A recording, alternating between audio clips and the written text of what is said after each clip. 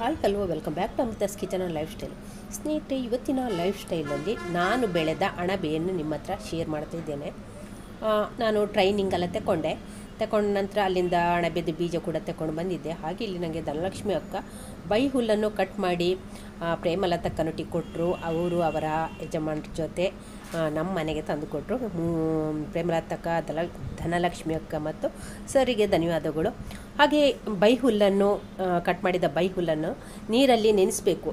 ನೋಡಿ, ಇವತ್ತು ಕತ್ತಲೆಗೆ ಹಾಕಿದರೆ ನಾಳೆ ಬೆಳಿಗ್ಗೆ ತೆಗಿಬೋದು. ಹಾಗೆ 6ರಿಂದ 8 ಗಂಟೆ ನೆನಿಬೇಕು. ಹಾಗೆ ನಾನು ಈ ರೀತಿ ಇಟ್ಟಿದ್ದೇನೆ ನೋಡಿ. ಬೈ ಹುಲ್ಲನ್ನೆಲ್ಲ ನೀರಲ್ಲಿ ಮುಳುಗಿಸಿ ಮೇಲಿಂದ ನೀರು ಬಕೆಟಲ್ಲಿ ನೀರು ತುಂಬಿಸಿ ಇಟ್ಟಿದ್ದೇನೆ. ಇಲ್ಲದಿದ್ದರೆ ಬೈ ಹುಲ್ಲು ತೇಲ್ತದಲ್ಲ, ಈ ರೀತಿ ಮಾಡ್ಬೋದು ನೋಡಿ. ಹಾಗೆ ಬೈ ಹುಲ್ಲನ್ನು ಈ ರೀತಿ ಇಟ್ಟಿದ್ದೇನೆ. ಬೈ ಹುಲ್ಲು ಕಟ್ ಮಾಡೋದು ಒಂದು ದೊಡ್ಡ ಕೆಲಸವೇ. ಧನಲಕ್ಷ್ಮಿ ಅಕ್ಕ ಇಲ್ಲಿ ಕಟ್ ಮಾಡಿ ಕೊಟ್ಟ ಕಾರಣ ನನಗೆ ತುಂಬ ಹೆಲ್ಪ್ ಆಯಿತು. ಅದು ಕೂಡ ಪ್ರೇಮಲತಕ್ಕ ಅವರ ಒಂದು ತುಂಬ ಹೆಲ್ಪ್ ಮಾಡಿದರು ನೋಡಿ. ಹೀಗೆಲ್ಲ ಆದ ನಂತರ ಮರುದಿವಸ ನಾನು ಇದನ್ನು ನೋಡಿ, ಬೈ ಹುಲ್ಲಿಂದ ಎಷ್ಟು ಕಣ್ಣೀರು ಬಿಟ್ಟಿದ್ದು ನೋಡಿ.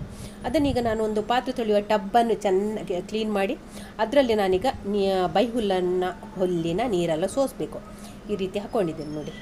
ಆಮೇಲೆ ಬುಟ್ಟಿ ಏನಾದ್ರು ಇದ್ದರೆ ಅದರಲ್ಲಿ ಹಾಕ್ಬೋದು. ಯಾವ ರೀತಿ ಕೂಡ ನೀರು ಒಟ್ರಾಸಿ ಸೋಸಿದರೆ ಆಯಿತು ನೋಡಿ. ಎಲ್ಲವನ್ನು ತೆಗೆದು ನಾನೀಗ ಇದಕ್ಕೆ ಹಾಕಿದ್ದೇನೆ. ಇದೀಗ ಮರುದಿವಸದ ವಿಡಿಯೋ ಇದು ನೋಡಿ. ಎಲ್ಲ ನೀರೆಲ್ಲ ಸೋಸಿ ಹೋದ ನಂತರ ನಾನು ಮತ್ತು ಶಿಶಿರಲ್ಲಿ ಈ ರೀತಿ ಅದನ್ನು ಸ್ಟೀಮ್ ಮಾಡಬೇಕು. ಯಾವ ರೀತಿ ಅಂದರೆ ಗೋಣಿ ಚೀಲ ಉಂಟಲ್ಲ, ಇದು ಎಂತ ಸೆಣಬಿದ್ದು ಚೀಲ ಉಂಟಲ್ಲ, ಗೋಣಿದು ಅಡಿಕೆಯಲ್ಲಿ ತುಂಬಿಸ್ತೀವಲ್ಲ, ಆ ಚೀಲವನ್ನು ಚೆನ್ನಾಗಿ ಕ್ಲೀನ್ ಮಾಡಬೇಕು. ಡೆಟಾಲೆಲ್ಲ ಹಾಕಿ ಕ್ಲೀನ್ ಮಾಡಬೇಕು, ಸ್ಯಾನಿಟೈಸರ್ ಮಾಡಿಕೊಳ್ಬೇಕು.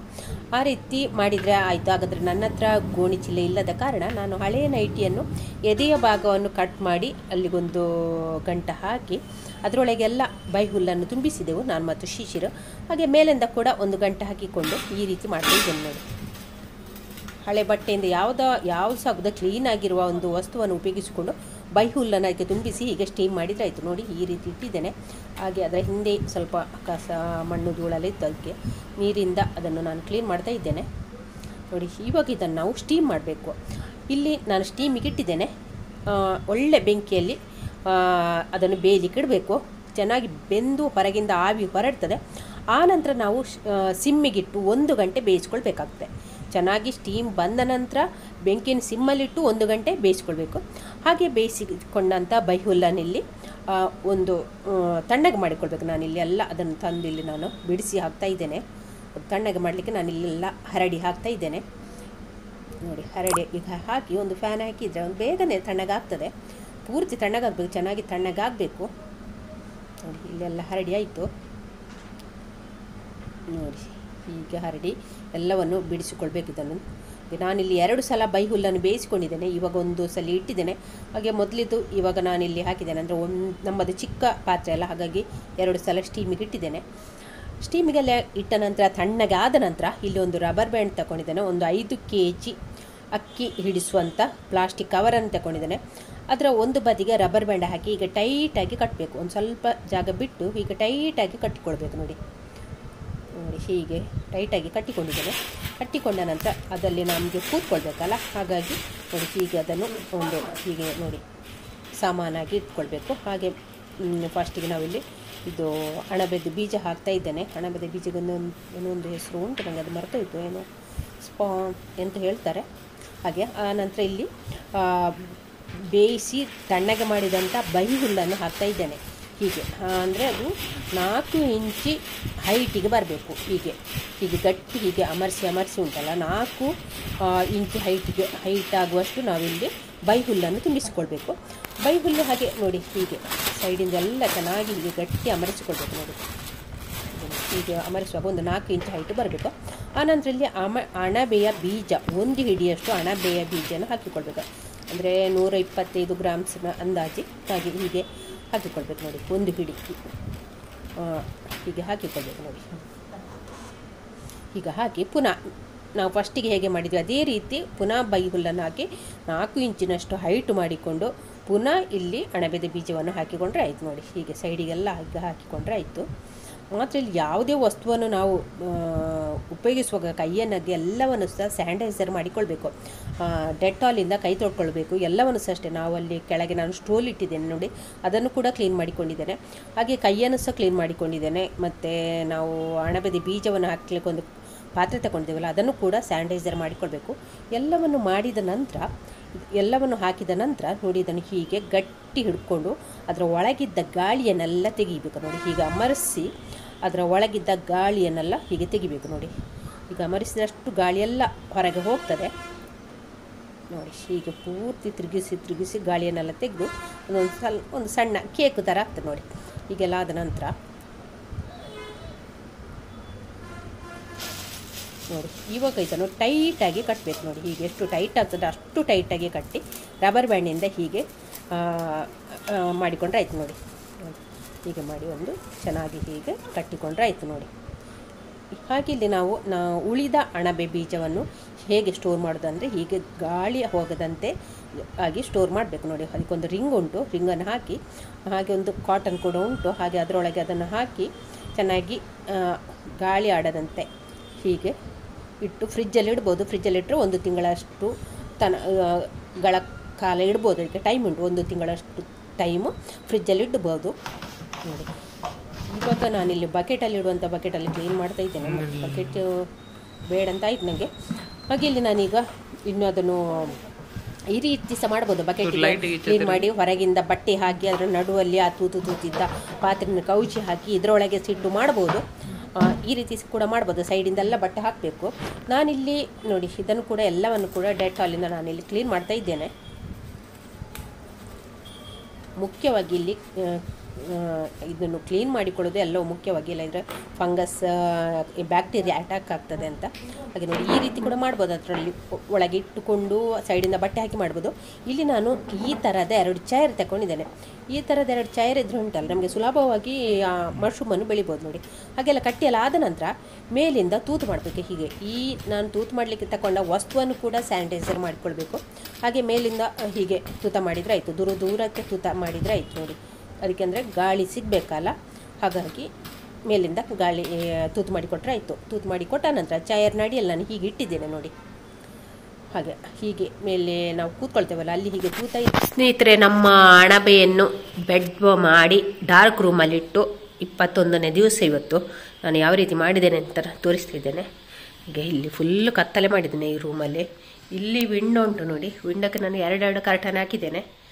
ಹಾಗೆ ಬ್ಲ್ಯಾಕ್ ಇದು ಹಾಕಬೇಕಿತ್ತು, ನನ್ನ ಹತ್ರ ಬ್ಲ್ಯಾಕ್ ಇಲ್ಲ, ಒಂದು ರೆಡ್ ಹಾಕಿದ್ದೇನೆ. ಹಾಗೆ ಈ ರೀತಿ ಉಂಟು ರೂಮು, ಕತ್ತಲೆ ಮಾಡಿದ್ದೇನೆ. ಹಾಗೆ ಇಲ್ಲಿ ಇಟ್ಟಿದ್ದೇನೆ ನೋಡಿ.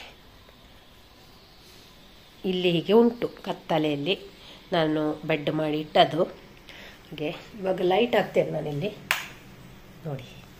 ಈ ರೀತಿ ಇಟ್ಟಿದ್ದೇನೆ, ಫುಲ್ ಕತ್ತಲೆ. 2 ಚೇರ್ ಇಟ್ಟು ಅದರ ಕೆಳಗೆ ಬೆಡ್ ಮಾಡಿ ಇಟ್ಟಿದ್ದೇನೆ. ಮತ್ತು ಇದಕ್ಕೆ ಫುಲ್ಲು ನಾನು ನೀರು ಸ್ಪ್ರೇ ಅಲ್ಲ, ಗ್ಲಾಸ್ ಇಟ್ಕೊಂಡು ಫುಲ್ ಹಾಕ್ತೇನೆ. ಯಾವ ರೀತಿ ಆಗೋದು ನಿಮಗೆ ತೋರಿಸ್ತೇನೆ. ಹೀಗೆ ಇಲ್ಲೆಲ್ಲ ಸೈಡಿಂದ ನೀರು ಹಾಕ್ತಾ ಬರ್ತೇನೆ. ಹೀಗೆ ಫುಲ್ಲು ಇದರ ಸೈಡ್ ಸಹ ನೀರು ಹಾಕ್ತೇನೆ. ಇಲ್ಲೆಲ್ಲ ಒಂದು ಸ್ವಲ್ಪ ಸ್ಪ್ರೇ ಮಾಡ್ತೇನೆ, ಸ್ಪ್ರೇ ಬಾಟ್ಲಲ್ಲಿ. ಇಲ್ಲೆಲ್ಲ ಫುಲ್ಲು ಕವರ್ ಮಾಡಿದ್ದೇನೆ. ಹೀಗೆಲ್ಲ ಕವರ್ ಮಾಡಿ ಇಟ್ಟಿದ್ದೇನೆ. ಇದರೊಳಗೆ ಒಂದು ಬಟ್ಟೆ ಹಾಕಿದ್ದೇನೆ, ಕಾಟನ್ ಬಟ್ಟೆ. ಗೋಣಿಚಿ ಎಲ್ಲ ಹಾಕ್ಬೋದು ಅಂತ ಹೇಳಿದ್ರು. ಅದು ನನ್ನ ಹತ್ರ ಗೋಣಿಲ್ಲ, ಹಳೆ ಬೆಡ್ಶೀಟನ್ನು ಹಾಕಿದ್ದೇನೆ ನೋಡಿ. ಅದರ ಹೊರಗಿಂದ ಇದು ಬ್ಲ್ಯಾಕ್ ಕಲರ್ ಇದೊಂದು ಹಾಕಿದ್ದೇನೆ. ಫುಲ್ಲು ಎಲ್ಲ ಒದ್ದೆ ಮಾಡಬೇಕು, ಹೊರಗೆಲ್ಲ ಒದ್ದೆ ಮಾಡಬೇಕು. ನೀರಿನ ತೇವಾಂಶ ಇರಬೇಕು, ಆದರೆ ನೀರು ಅದಕ್ಕೆ ಬೀಳಬಾರ್ದು ಈ ರೀತಿ. ಹಾಗೆ ಚೈರಲ್ಲಿ ಇಲ್ಲಿ ತೂತಿತ್ತು, ಅದಕ್ಕೆ ಸಹ ಎಲ್ಲ ಗಮ್ ಟೇಪ್ ಹಾಕಿದ್ದೇನೆ ನೋಡಿ. ಫಂಗಸ್ ಇಲ್ಲಿ ನೋಡಿ, ಬೆಡ್ ಈ ರೀತಿ ಆಗಿದೆ ನೋಡಿ. ಫುಲ್ ವೈಟ್ ಆಗಿದೆ.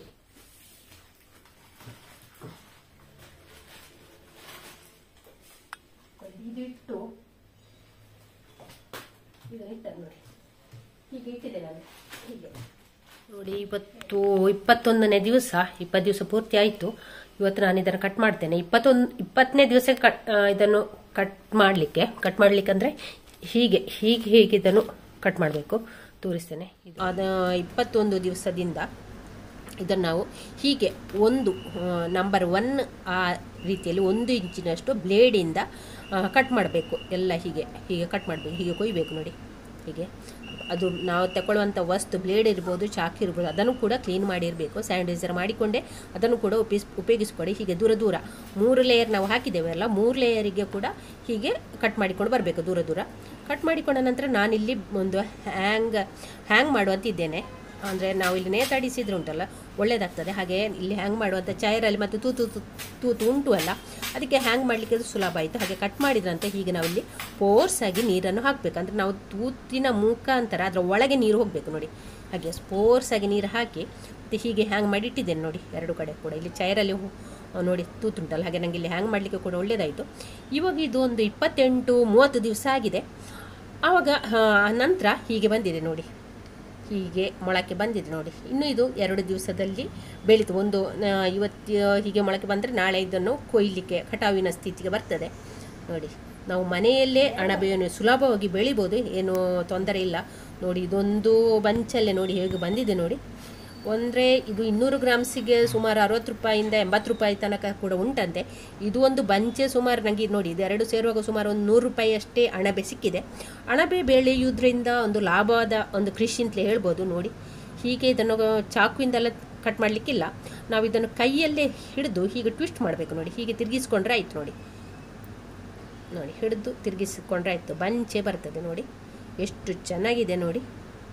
ಮತ್ತು ಇದು ಟೇಸ್ಟ್ ಕೂಡ ಅದ್ಭುತನೇ ಆಗಿದೆ. ಇದರ ಅಣಬೆದು ಟೇಸ್ಟ್ ಕೂಡ ತುಂಬಾ ಒಳ್ಳೆಯದುಂಟು. ನೀವು ಕೂಡ ಒಂದ್ಸಲ ಟ್ರೈ ಮಾಡ್ಬೋದು ಅಂತ ನನಗೆ ಅನಿಸ್ತದೆ. ನಿಮ್ಮಲ್ಲಿ ಬೈಹುಲಿ ಇದ್ದರೆ ಟ್ರೈ ಮಾಡ್ಬೋದು. ಹಾಗೆ ಅಣಬೆ ಬೀಜ ಬೇಕು ಅಂತಿದ್ದವರಿಗೆ ಪಾಂಡುರಂಗ ಸರ್ ಅದರದ್ದು ವ್ಯವಸ್ಥೆ ಮಾಡ್ಬೋದು. ಬೇಕುದಿದ್ದವರು ಕಮೆಂಟಲ್ಲಿ ಹಾಕಿ ಬೀಜದ ವ್ಯವಸ್ಥೆ ಮಾಡ್ಬೋದು.